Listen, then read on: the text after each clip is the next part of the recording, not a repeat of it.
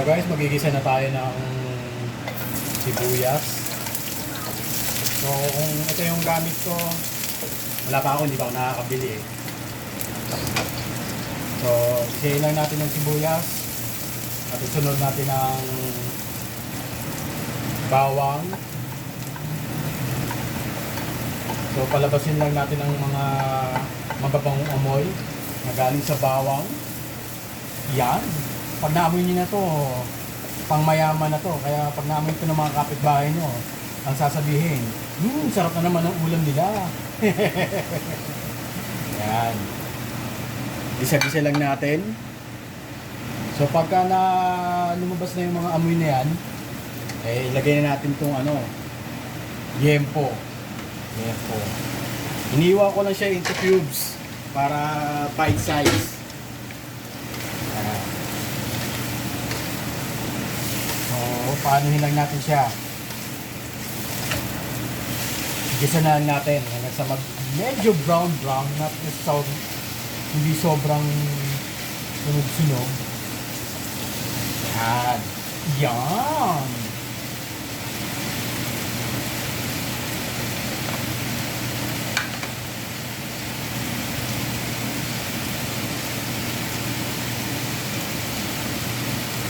Lang natin.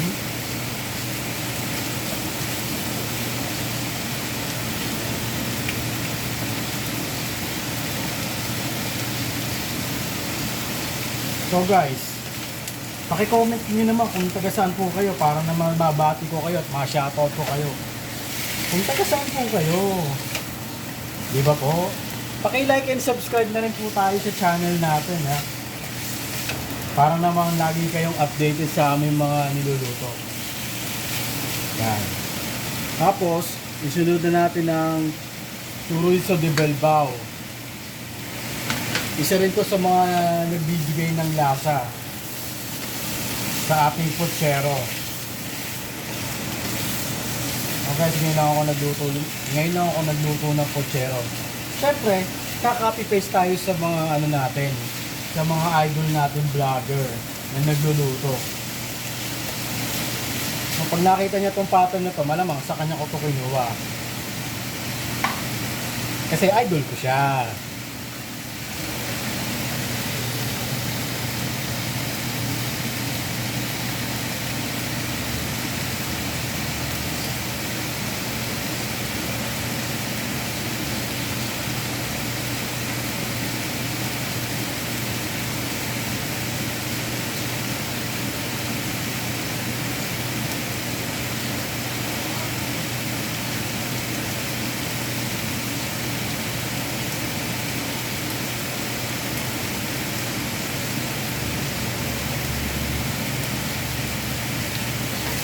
Gisa lang natin. Gisa-gisa. Yun, no? Pag medyo nakikita nyo ba guys, medyo nagbabrown na siya. Yung porky. Yung ating pork belly. Susunod naman natin dyan yung ating kamatis. Yan. Yan, kamatis guys ha, kamatis. Oh, nadinig yun na kung sino yung nagsasalita na yun.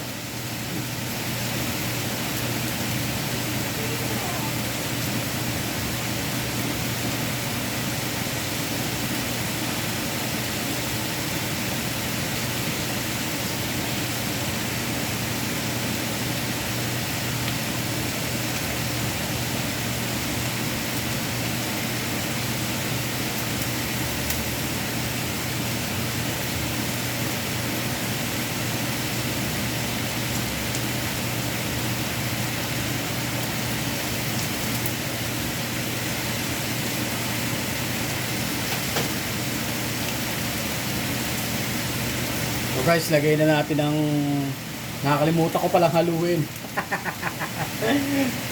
Gaya natin yung tomato sauce. Mga 1 to 2 minutes. Isahin natin lang po ulit.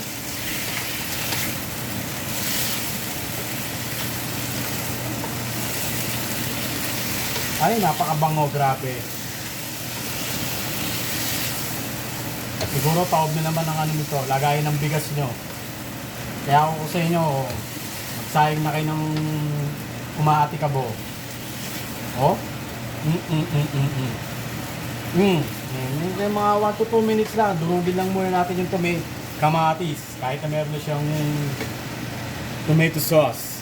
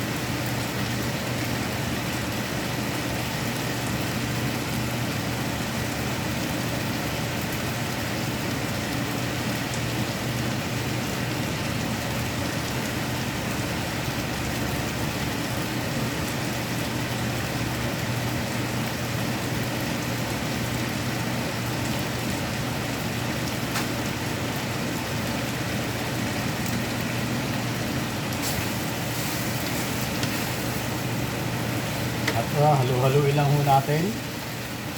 Medyo hindi pa nadudurog ang ating mga kamatis. Pero dito pa lang. Amoy ko na. Tuloy lang natin yan.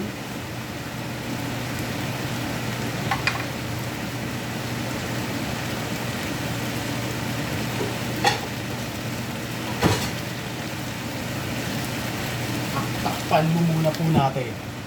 Para bilis.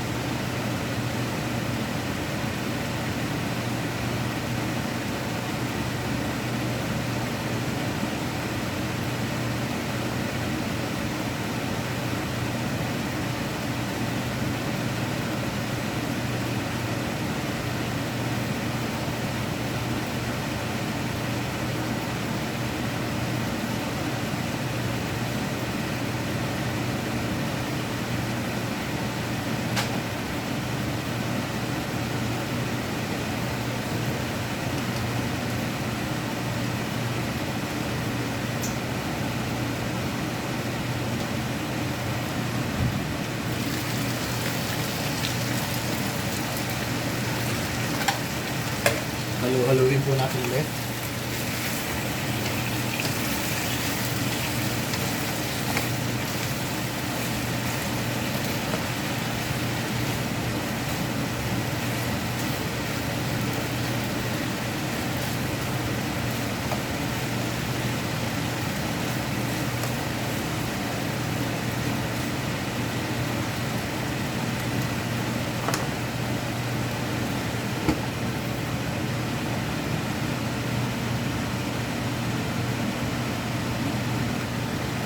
Siyempre, sisilipin na natin. Ayan. Pagka medyo natutulog na yung kamatis, halu-haluin na po natin ulit yan. Pag medyo okay na yung natutulog na yung kamatis, yan. Yan na yung time na pwede na natin siya lagyan ng sabaw. Siyempre, kukuha tayo ng only water.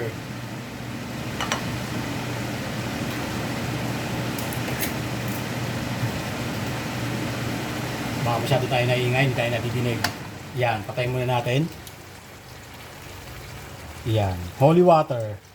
Para sa bawal lambot.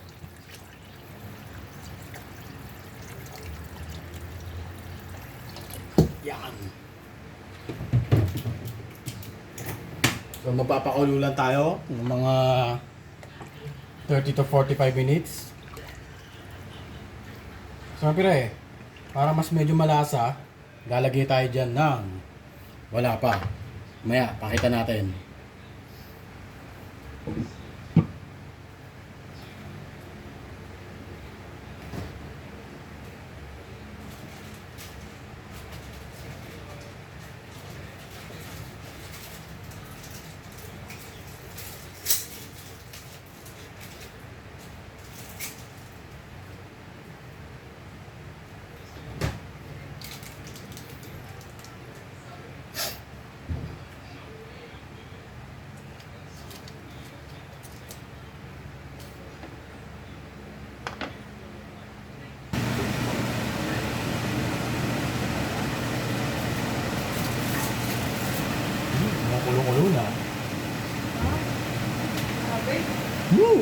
Smells better. Smells good. So, halu-haluin natin.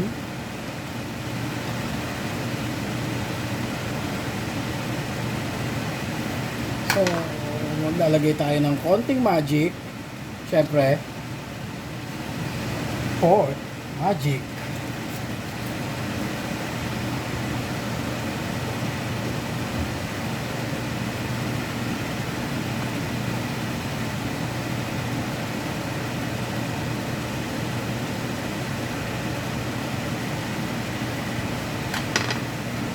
Tuloy lang na po natin ang ating paggisa hanggang sa lumambot ang ating karne.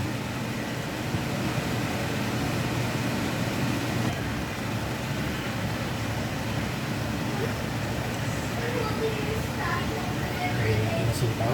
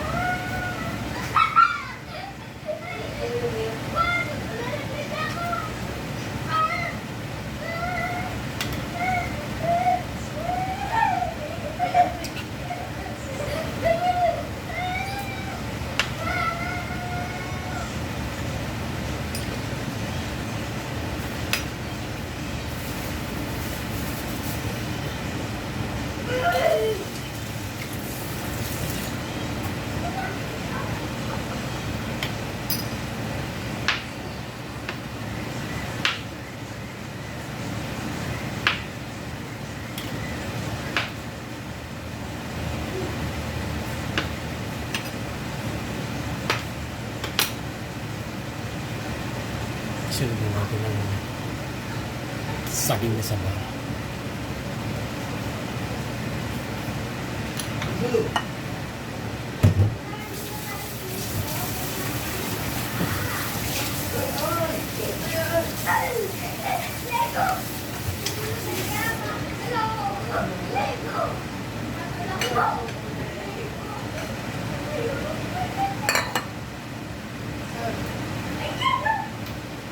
Sabayan ng pangkatas.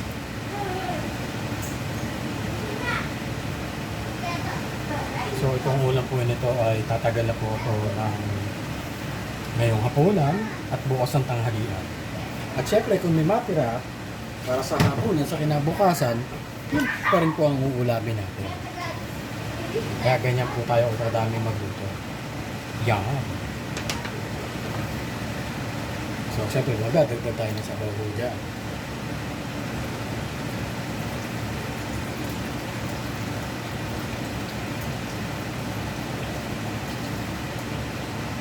Kaya lang po mag-adjust ng alat or kung ano pang gusto nyong idagdag kung anghang or ano. Siyempre, ihiwalay nyo na lang yung kasawa nyo. Yan. So, antay lang natin po ulit o kumulo.